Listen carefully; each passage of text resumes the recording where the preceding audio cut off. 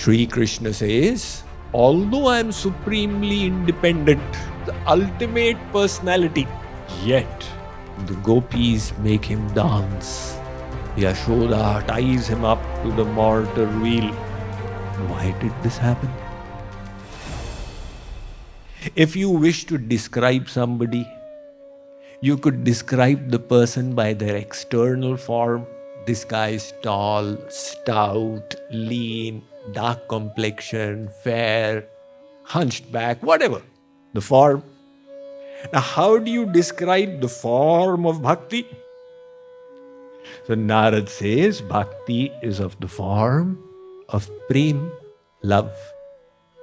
So love, we have love in the world as well. He says param love. It is the highest love. So the regular love is what we have in the world. One sage went and sat down in a restaurant, and the person on the next table, he was having a fish. Now the smell of it was a little obnoxious. The sage said, "Is that fish you're eating?"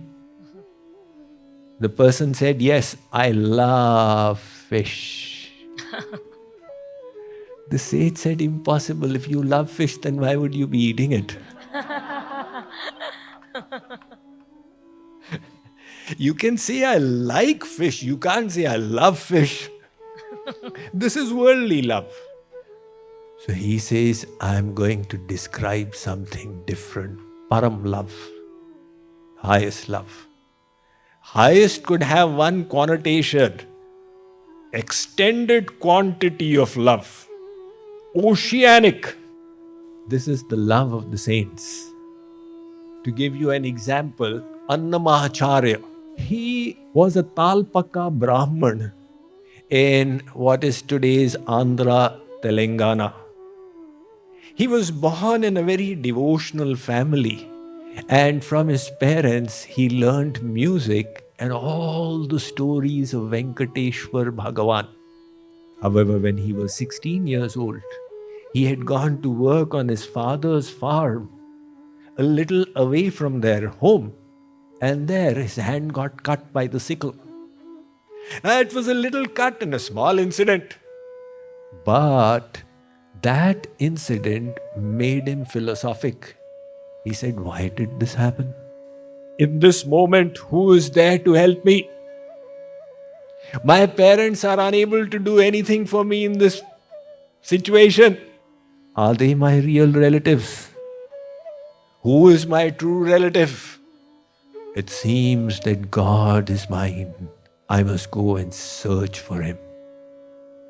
The quest arose. A few pilgrims were passing by on their way to the Lord of the Seven Hills, taking the names Govinda, Govinda. He was at that time Annamacharya. Without thinking, he joined them. And when he reached the foothill of the Seven Hills, he had darshan of Gangamma. He went to Alipiri, he went to all the places he had heard about and started composing songs about them. As he was climbing up the 7 hills, he went to Talayerugundu and Peda Ikudu. And finally, the final ascent is the stiffest. And that was the Molokka Parvatam. And after he reached up there, he was a 16-year-old lad, he collapsed. He had walked many kilometers. In his dream, Mother Padmavati came and blessed him. And when he came out of his sleep, he composed the Venkateshwar Shatakam, which remains famous till today. Subsequently, he went and had darshan of Venkateshwar Bhagavan, and he was completely bowled over by the darshan of the deity. And he began composing bhajans on the divine hands, the ornaments, etc.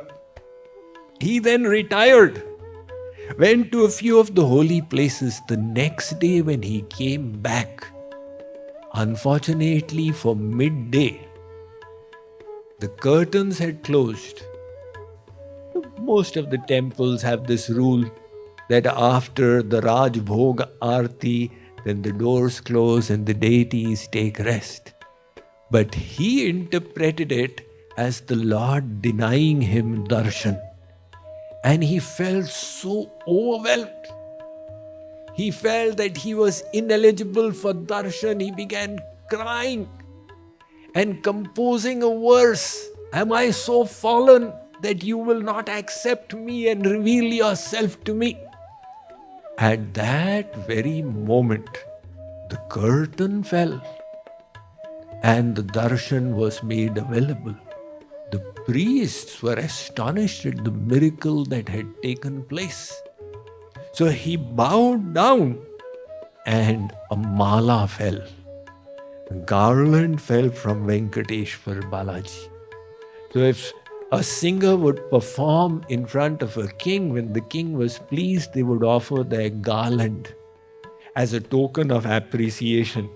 Now the deities are not going to put it on for you, they just drop it. And the priests saw this. They realized that they were in the presence of a saint. And they naturally developed love. So this is the expanse of the love which you see in the hearts of the saints. It's not just the quantity, but the quality of the love. Narad says, Sa tu asmin param prema rupa. I am talking about the purest divine love. When love is pure, it enslaves God. Aham bhakta paradhinaha yasvatantra ivadvija sadhubhir grasta ridayo bhaktair bhakta janapriyaha. Shree Krishna says, although I am supremely independent, I am under nobody, yet those devotees of mine who harbor in their heart pure love, they bind me in it. And that is why when the Lord descends, He reveals in His pastimes the glory of such love.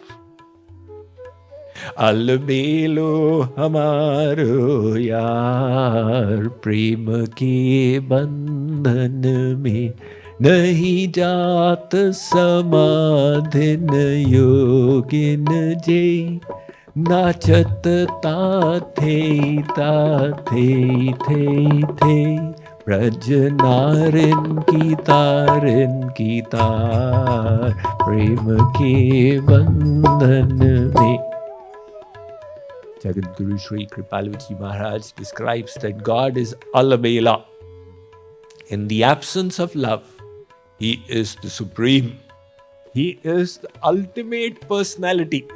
However, in the presence of love, that almightiness vanishes. He comes to the level of the devotee. And the gopis make him dance. Yashoda ties him up to the mortar wheel.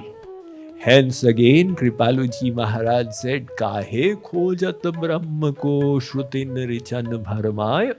He is ironically expressing the glory of love. He says, why are you looking for God in the Vedas? You're finding Him scattered in so many mantras.